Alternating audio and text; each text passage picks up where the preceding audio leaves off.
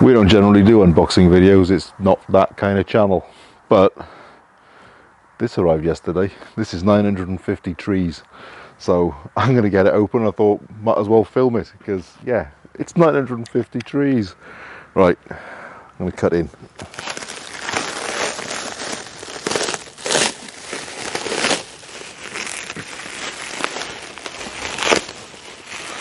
Now, these trees were actually free from I Dig Trees, which is an organisation. I think it's between one of the energy companies and some sort of charitable organisation of ecological volunteers and so on, to try and get a few million trees in the ground. So you just put your application in and find out if they're going to give you free trees, and they said yes. So this is 950, and we already put in about, well, best part of 100 already this winter. So far this winter it will have been over 1,000 trees in the ground, which is pretty good. So right, actually let's just take this off the front as well. Right, let's have a look. I think that's dog rose. Oh, I see, they're by packs. So that's one of the wildlife packs, but I think that, oh no, I see, there's other trees in there as well. Yeah, that's hawthorn, there's all sorts. So I think what we'll probably do is just start, yeah, let's open it up and have a look. But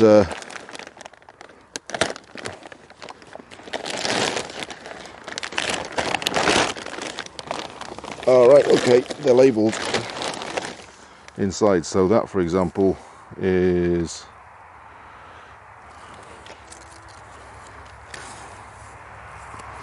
again, doesn't actually say.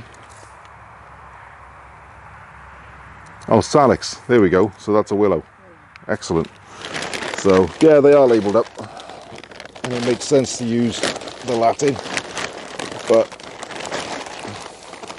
I mean, I'm not going to go into every single bag like this in this video, but what's that, for example?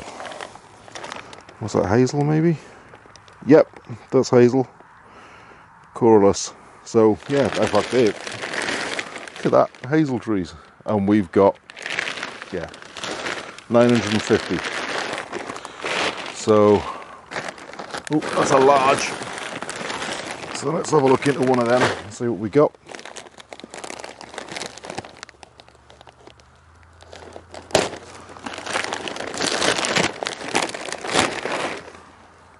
So I think we're probably going to have to dig a bit of a pit and heal some of these in until we can get them out, because that's a lot of trees to put out. It's going to be a good couple of days work.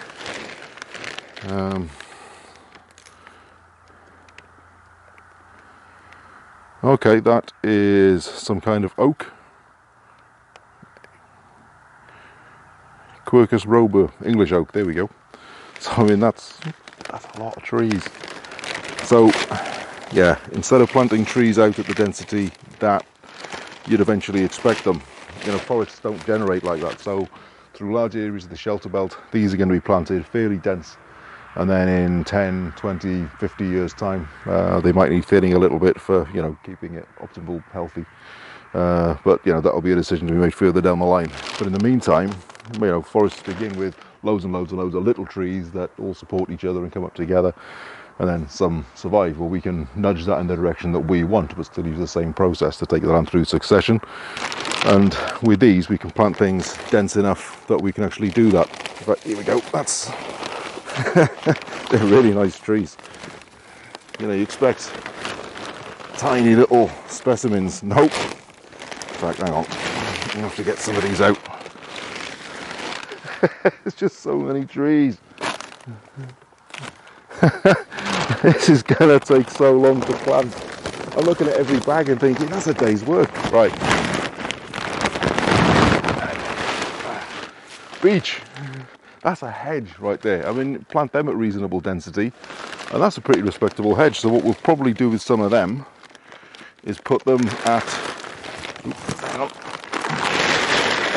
put them at reasonable density into the outer skin of the shelter belt where we've got the evergreen species like holly, but keep them, you know, pruned down to a couple of meters high, because when they're kept, you know, fairly small, they keep the leaves through the winter. So if it's fairly dense, that gives you a huge amount of protection without actually being an evergreen. And I suppose eventually you could get the occasional mast year and get some nuts out of them, but it's really labor intensive to process them. But, you know, an interesting thing to have. What's that? That is allness. So that is what, sorry? Okay. Just look how many. And some of them are big, hefty things. Yeah, this is brilliant. I mean, there's so many of them. Right, so I'm going to put them with these back in because I don't want them to dry out. I'm going to have to keep them fairly wet.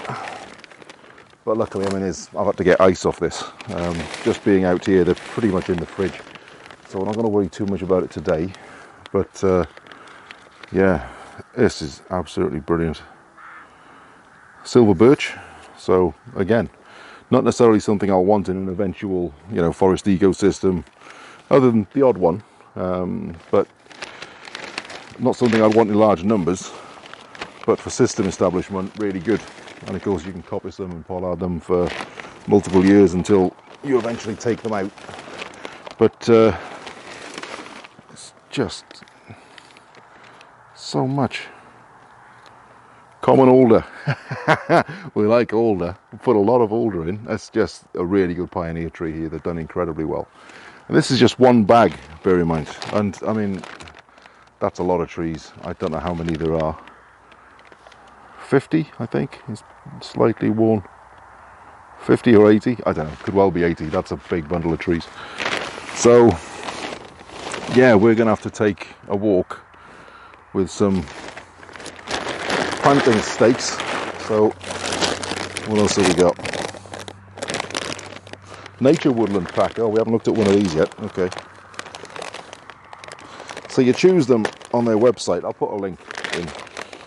You know, not affiliated with them in any way. I just, you know, signed up. We got some free trees from them.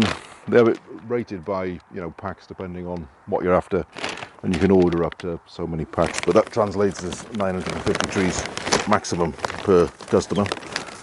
But this will probably do us this year. I mean, I can't see us needing much beyond this. So what's that? Mountain ash, rowan. There you go, sorbus. So yeah, this is a fairly small bag, but what's that? That's beech. That one is silver birch, English oak. Yeah, we've got a lot more oak than we'd have normally planted, and common alder again. I mean, yeah, really like alder. Really useful species for us. Nitrogen fixer, so it's good for system establishment, but also as well as that, but you know, if we plant it at really good density, the logs we cut from that we can use for mushroom production. It's a really good dense log. But also, you know, we've got ponds and earthworks and stuff around, and because it's a tree that does really well in waterlogged situations, the wood is pretty rot resistant when it's put underwater, like in, you know, pilings and support structures and so on. So, you know, it's got pretty good use for us. What's that? Small plot. I'm not sure if we looked at one of them. Let's have a look. I think they're all different, is how they've been done. So this is all of the small plot packs in one bag kind of thing. So yeah, it's all more of the same kind of thing. Let's have a look. Rowan, I mean, that is a big bundle of rowan, and they do well here. Really tough plants. Like them. Right, what else have we got? I think that's probably canes. Nice. Didn't even know they were sending us canes. That's really cool. Okay, so that'll be to go with the guards, which is probably what's in here. Let's have a look. Yeah, that's a lot of bamboo canes. They look like nice ones too. You know, get them online, you don't know what you're getting. They can be really flimsy. These are pretty solid things. So we'll get that out of the way. So yeah, this here will be the tree guards. So let's have a look at what sort we've got. Because here we haven't really got to worry about deer pressure. You know, that might change in a few years. But it's bowls we need, so we tend to use quite low tree guards. There we go, they're really good. Yeah, I like them. So what we might even do is split them in half, because I got about half as many of these as we have trees. But yeah, I can see us splitting them in half and just, you know, using them as vol protection lower down, and you haven't got the same visual impact then of, you know, trees all the way up. And of course they've got canes on, so we can really it's going to look like a cane forest. Right, okay. Whew. We need to start planting trees.